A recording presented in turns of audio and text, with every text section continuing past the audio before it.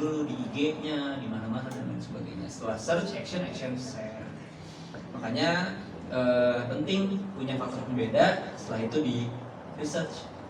Tapi yang paling penting adalah sesuaikan siapa segmen pasarnya, siapa target marketnya. Dulu saya pernah gagal ngebangun usaha clothingan. Saya senang clothing banget gitu ya. Gagal tuh, saya udah bikin 3 clothingan. Mantep, gagal semua. Itu gara-gara bahkan saya nggak tahu siapa target market saya, siapa yang beli produk saya gitu. Jadi ketika saya punya konsep usaha clothingan, saya ajak teman saya yang punya modal, karena saya kan cowok nggak modal ya. Saya cowok nggak modal, saya nggak punya modal. Pada saat itu saya pikir gimana caranya supaya saya jadi ini produk, ajak kerjasama, berarti orang yang punya modal. Saya ajak tuh teman saya yang punya modal, kita joinan kerjasama bisnis, mau bikin apa? Clothing line. Singkat cerita, emang lu bisa desain? Saya jawab, bisa. Saya pulang ke rumah, saya nggak bisa desain, ini gimana? Saya pusing. Saya awalnya ke toko buku, saya cari-cari buku Photoshop, Corel, ini bahasa planet apa ini? Kacau. Saya ke warnet, searching, belajar desain baju. Keklik picture gambar, muncul desain bagus-bagus ke baju. Saya save. Besoknya saya kayak tunjuk teman saya, ini desain kita. Teman saya bilang, wih keren, ini lu yang desain? Iya. Teman saya antusias kan, oke kita langsung cetak. Dibalusin 2 artikel, ya. Jadi 36 pieces, 2 desain. 2 minggu kemudian jadi di Bandung produksinya, jadi kita jual ke teman-teman. Semangat, antusias, apalagi usaha-usaha awal. Singkat cerita lagi luar biasa, dalam 1 bulan 36 pieces. Lakunya itu 2. Yang beli saudaranya teman saya. Jadi saya langsung mikir, ini jualanku susah banget ya. Ternyata setelah kita evaluasi, bahkan kita nggak tahu yang beli produk kita itu siapa. Karena yang menurut kita keren, bagus, belum tentu market setuju. Itulah pentingnya research. Gitu. Aman? Arigatou gozaimasu. Hai. Pengen buku ya? Dia pengen buku. Terus foto bareng sama pembicara ya? Langsung pada nanya. Dapat nih? Dapat. Tapi nanti pembagian bukunya setelah pembicara pulang. Nggak dapat foto bareng. Keren. Ada lagi? Mau buku yang foto bareng sama pembicara? Ya boleh. Namanya siapa? Nama aku Debbie, mau nanya nih ke Mas Deno. Udah ganti belum namanya? Belum, alhamdulillah. Dari awal meniti karir sampai sekarang nih, pernah nggak sih merasa insecure gitu sama diri sendiri? Ya. Insecure. Gimana sih cara mengatasi rasa insecure itu? Mengatasi rasa insecure. Heeh. Itu mental block ya? Itu udah strong ya? Udah strong. Ya, jadi balik lagi ya, kalau merasa insecure, merasa nggak pedean, itu mental block. Makanya dari dulu untungnya, karena gini, sukses kan ada 2, success by design or success by accident gitu. Jadi kalau teman-teman ngerasa pengen punya masa depan yang baik gitu ya, benar-benar harus direncanakan, dipersiapkan gitu. Dulu saya nggak pernah mikirin ya. Yang saya pikirin, makanya gini, tujuan hidup saya itu sebetulnya simple. Bukan pengen besar, sukses, banyak uang, enggak, itu mah bonus aja ya. Jadi tujuan saya itu cuma 2. Yang pertama, saya pengen keluarga saya nggak khawatir besok makan apa. Yang kedua, kalau sakit biaya berobatnya gimana. Jadi itu aja itu. Jadi saya selalu menyederhanakan harapan, tapi memperbesar tindakan dengan tujuan. Ingat, harapan kadang banyak juga yang mudorotnya gitu ya. Karena apa? Semakin kita berharap, semakin besar juga kita kecewa kalau kita tidak bisa mencapainya. Kayak air laut gitu ya? Hah? Kayak air laut. Kayak makin air laut. diturutin makin haus gitu ya? Iya, benar setuju. Jadi harapan sama tujuan itu beda ya teman-teman. Kalau harapan itu diandai, kalau tujuan itu dicapai. Jadi saya selalu menyederhanakan harapan-harapan, tapi saya memperbesar tindakan dengan sebuah tujuan yang besar. Makanya alhamdulillah, ketika saya last expectation gitu ya, selalu menyederhanakan harapan, Allah ngasih sesuatu lebih dari apa yang saya harapin gitu. Jadi saya bersyukurnya saya banyakin. Makanya Allah mungkin ya saya selalu nanti tulus aja ya, ngerjain sesuatu tuh tulus, ikhlas, tapi tetap tujuannya, goalsnya tuh saya punya gitu. Termasuk hari ini mau ngadu ya? hari ini mau hadir kan? mau hadir, iya. Padahal jauh-jauh dari Bali, ya. ya nggak? Dari Bali, betul. Orang sibuk ini, ya. Amin, amin. Luar biasa. Produktif. Semoga berkah, makin sukses. Amin. Amin. Amin. Jadi teman-teman saya tuh udah merencanain 3 bulan saya mau ngapain aja. Nah itu biar produktif tuh seperti itu. Jadi waktu saya nggak kebuang, iya, gitu sih. Nah, Timeline. buat Bro Danu nih ada pertanyaan dari online nih. Wih, ini online apa? Ada. Instagram ya? Ada Zoom, Oh, jadi Zoom. kita invite. Ada Zoom. Keren. Ini ada dari Febrianti. Pertanyaannya izin bertanya. Ya. Saya Feby izin bertanya, pada saat itu bagaimana caranya untuk build atau bangun tim yang solid? Pernah tidak merasa stuck saat menjadi leader? Terima kasih. Ya, Masalah SDM. Ya, SDM memang hal yang paling tricky. Ya, Yes. jadi saya selalu, ya kita ada sih karakter building sampai kita ngedatengin psikolog dari UI gitu ya, supaya apa? Supaya mereka terus kebangun karakternya, supaya mereka jadi orang yang handal, berkualitas. Dan kita nggak takut kalau misalkan mereka udah qualified, mereka cabut, kita nggak takut. Karena apa? Kita punya yang namanya SOP, Standard Operation Procedure. Siapapun yang kerja di dalam Raja Cendol harus sesuai sama SOP yang udah kita buat. Ya kita tahu lah, namanya SDM itu pasti turnover, ya keluar masuk, naik turun semangatnya apa segala macam, nggak achieve, itu biasa. Tapi di bisnis kita harus profesional. Ya makanya saya SDM itu penting, manpower itu penting, tapi saya nggak mau ketergantungan. Makanya kita bikin yang namanya SDS, sumber daya sistem. Gimanapun caranya, siapapun orang di dalamnya, kita udah punya rules, kita udah punya term of conditionnya, kita udah punya SOP-nya, kita udah punya KPI-nya. Jadi semua harus bergantung sama SOP itu. Tentu sebagai leader, dulu gini ya, dulu saya kan nggak ada basic jadi leader, nggak pernah kerja di perusahaan, jadi saya nggak ngerti. Itu susah dong ya? Susah dong. Susah banget. Karena nggak pernah kerja kan? Corporate value itu kayak gimana, nggak ngerti sama sekali. Sampai pada akhirnya ya udah, yang penting gimana caranya supaya tim nyaman gitu kan? Tim nyaman, tim aman, tim happy. Pokoknya kerja di Raja Channel mereka happy. Makan cendol gratis. Iya, terus pokoknya kita sediain tenis meja Oh. di kantor. Kita main PS bareng, bahkan di di komputer kita masukin Counter Strike, games Counter Strike, tahu ya? Iya, CS. Nonton drakor bareng gitu. Bener, nonton ini dulu. Oh, iya. Cinta di Musim Ceri. Oh iya. Oh masih ada kan cinta di itu yang Iya. itu di SNM tuh waktu itu tuh. Kita setiap break makan, kita ngeliwutan atau bareng-bareng. Tapi yang terjadi adalah produktivitas menurun. Kemana tuh? Produktivitas menurun, mereka terlalu nyaman, terlalu happy ya. Iya, Ternyata iya. sampai akhirnya ketika kita audit, wah banyak kebocoran, banyak yang enggak goals. Akhirnya kita kasih kesempatan, yuk coba bangkit lagi segala macem. Ternyata treatment saya salah. Akhirnya saya undang konsultan yang bener-bener dibedah tuh sama dia. Wah ini harus corporate value, maksudnya harus corporate driven nih. Kita bener-bener harus pikir kalau kita mau maju, tim kita harus solid. Dalam arti tim kita nih harus profesional. Gak bisa kayak gini, main PS bareng, wah sama bos. Sebenarnya saya pengen ngebangun family company tadinya. Tapi mungkin saya masih belum ngerti caranya salah apa gimana, saya masih ya sama lah, saya belajar juga. Mereka juga belum siap. Dan pada saat itu ya udah gimana caranya supaya kita bisa sama-sama bisa bertumbuh, sama-sama bisa bareng. Ternyata malah kalau digituin ternyata produktivitasnya malah menurun. Ya, Akhirnya kita briefing, yuk kita komit growth bareng-bareng, masuk sekarang udah ada fingerprint, udah benar-benar profesional banget. Tadinya mah boro-boro, mereka ke kantor bisa pakai celana pendek, hahaha. Sekarang ada rules, dilarang ini, dilarang itu. Nah itu gara-gara pakai konsultan juga. Ya. Makanya konsultan seperti Outlands juga luar biasa sekali. Terima kasih ya.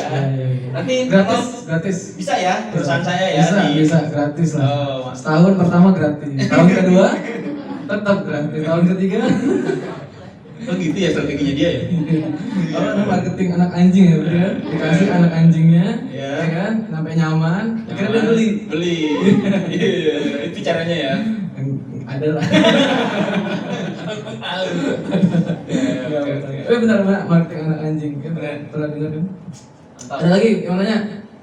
Nih, Erwin ini karyawan mandiri. Mandiri sendiri. Karyawan mandiri benar. Bank Mandiri. Bank Mandiri. Oke. Ya, lagi Siap. bikin apa? YouTube ya? Podcast ya? Podcast keren. Manggil apa nih Bang Dano apa Bro Danu? Bebas. Oke, assalamualaikum warahmatullahi wabarakatuh. Waalaikumsalam. Saya Erwin. Jadi gini dari sekian banyak strategi atau segala macam apa namanya Teknik marketing. rumus atau marketing segala macam yang Bro Danu sampaikan. Ya. Kita pengen tanya nih atau bisa nggak Bro Danu share ke kita nih, apakah Bro Danu itu punya role of model atau teladan yang mempengaruhi pola pikir Bro Banyak, Danu Pak. dalam strategi usaha atau dalam kehidupan, punya nggak sih role of modelnya, dan itu siapa? Tapi selain orang tua ya, atau mungkin ada tokoh yang mungkin tokoh itu bisa kita semua jadi role of model gitu. Ya. Mario Teguh gitu. Kenapa gue ketawa ya? Astagfirullah. Ya role model ya Rasulullah lah. Siapa lagi yang harus kita jadiin teladan? Masalah yang masalah ya. Siapa lagi manusia? Rasulullah aja. Kalau yang lain mungkin yang menginfluence saya ya pasti banyak. Salah satunya ya Robert Kiyosaki ini yang awalnya dulu saya pernah juga MLM-an kan. Tapi bagus loh MLM itu benar-benar bikin kita bisa Strong. bertumbuh ya, mental kuat ditolak. Jadi emang apa ya Robert Kiyosaki itu dulu saya pernah ikut TMC. Kalian tahu nggak sih TMC? TMC apa segala macam. Saya baca buku tuh awal-awal ini nih cash flow quadrant, wah ini keren banget ya. Berpindah kan, bla bla bla segala macam saya baca sampai akhirnya saya baca juga ya bukunya itu tuh apa The Secret. Ronda Birna. Yes, ya The Secret ya itu law of attraction kan dari dia kan. Law of Attraction. Gitu.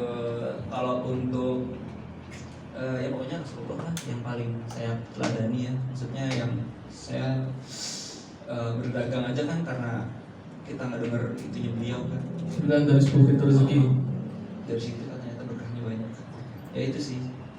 Kalau di keuangan ada punya ini Alki. Oh, kesamaan berikutnya tadi gue lupa bilang. Oh, ada lagi? Di TikTok ya. Kita juga lagi kan lagi demen TikTok. TikTok kan ya? Iya. Cuman gue nggak ikut.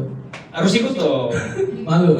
Sama. Temen yang ikut. Iya, harus ikut. Kita baru bikin apa kompetisi TikTok. Artis TikTok yang pojok kiri. Ah iya, iya, iya.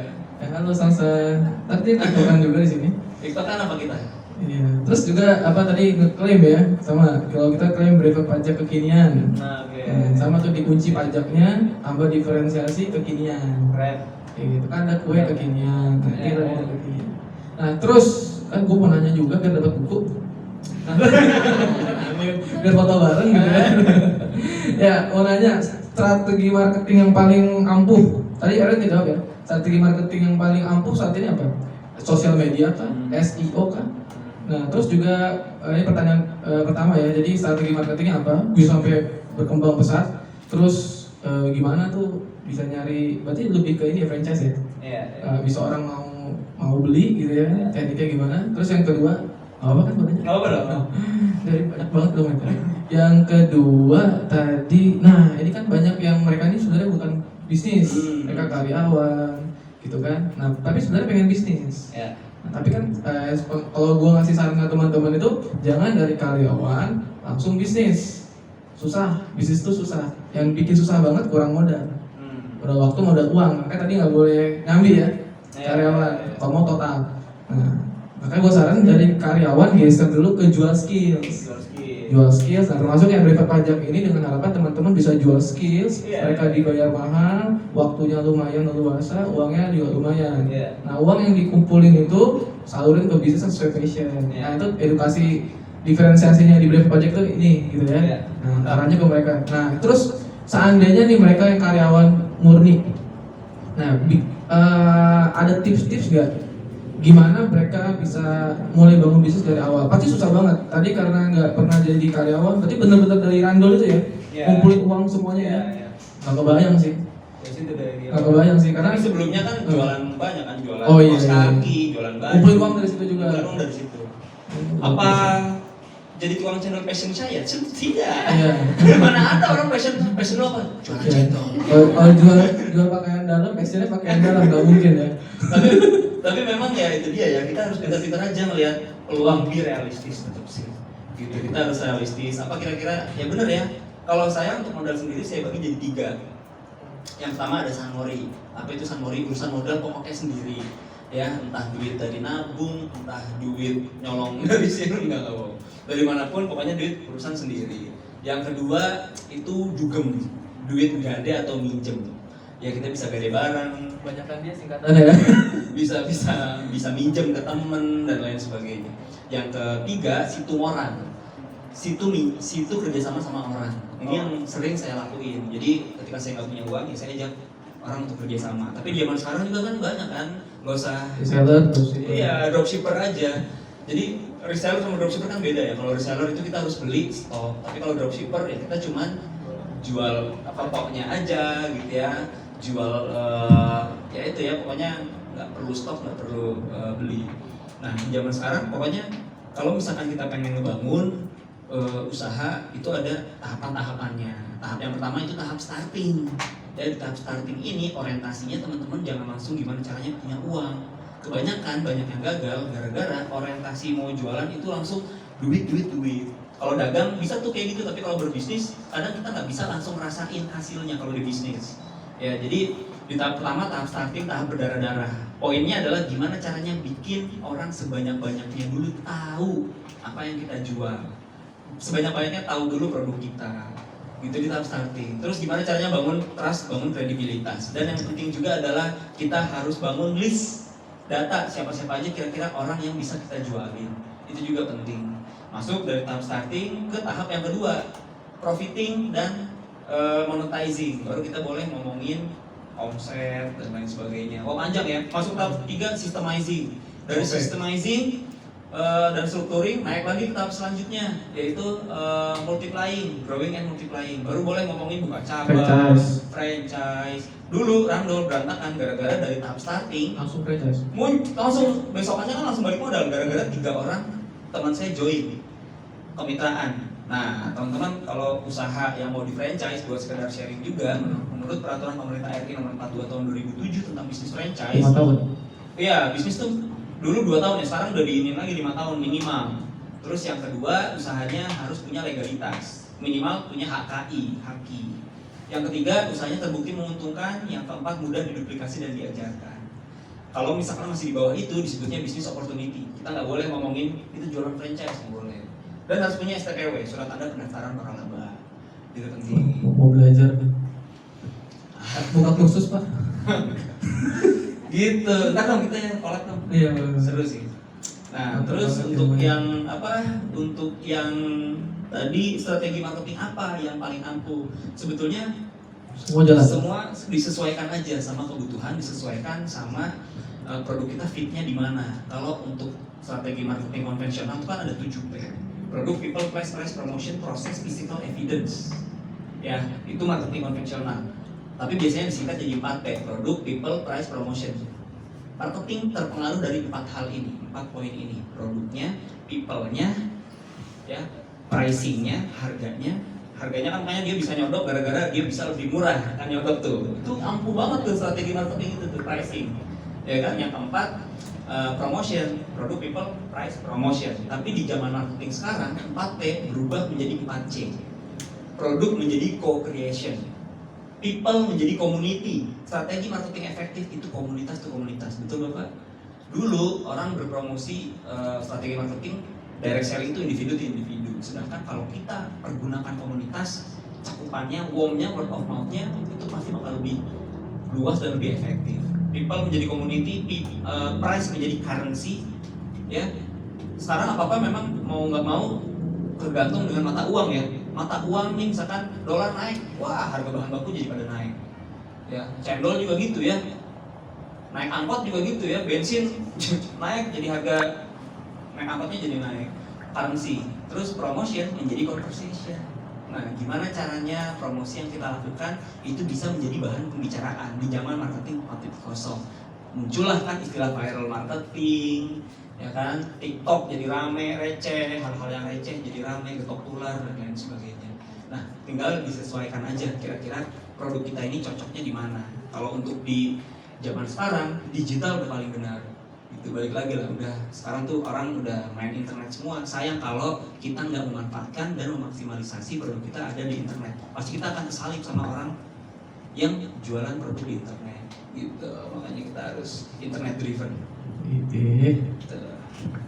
Ada lagi? Ada terlalu Ya? berat nggak sih? Hah? Ada terlalu berat nggak sih? Kalau gue sih cocok. Takutnya ya, maaf ya, Ya. kalau ini semoga bisa jadi Tapi kan bercandanya juga banyak ya. Ya, Ketawanya juga banyak. Seru sih. Ya, gue sih ngebul sih Pak. Oh, ngebul, mantap. Banyak ilmunya sih.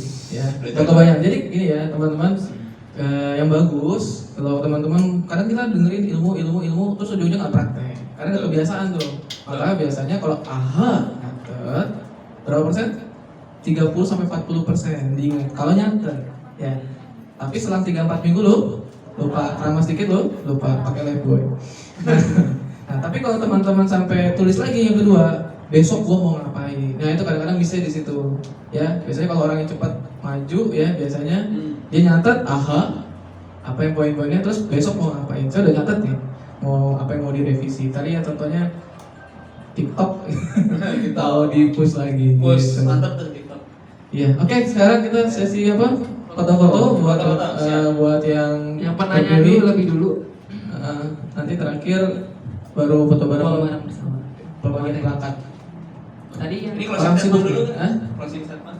Boleh closing statement? Ya, sekali lagi makasih banyak Outland for having me. Terima kasih sudah mengundang. Saya senang banget bisa sharing di sini. Semoga teman-teman di sini bisa sukses jadi apapun yang kalian mau, apapun yang kalian senang. Balik lagi mau jadi siapapun kita, be a person of value. Saya mau sedikit kasih pesan aja, never underestimate the small thing. Jangan pernah remehin hal kecil. Aduh kita nggak bisa apa-apa, aduh kita nggak punya apa-apa, cendol doang, itu doang. Jangan ya, karena hal kecil bisa menjadi sangat besar dan hidup adalah selalu tentang belajar. Teman-teman, saya nggak pernah sedikit pun bermimpi menjadi seorang tukang cendol, tapi alhamdulillah karena cendol saya bisa mewujudkan semua mimpi-mimpi saya. So buat teman-teman tetap yakin, terus optimis. Ilmu itu memang mahal, tapi akan murah tanpa adanya eksekusi. Semoga teman-teman pulang dari sini bisa mengeksekusi apapun yang teman-teman dapat hari ini. Apa kabar? Sukses! Apa kabar? Sukses! Apa kabar? Sukses kita semua. Saya Danur Sofwan. Wassalamualaikum warahmatullahi wabarakatuh.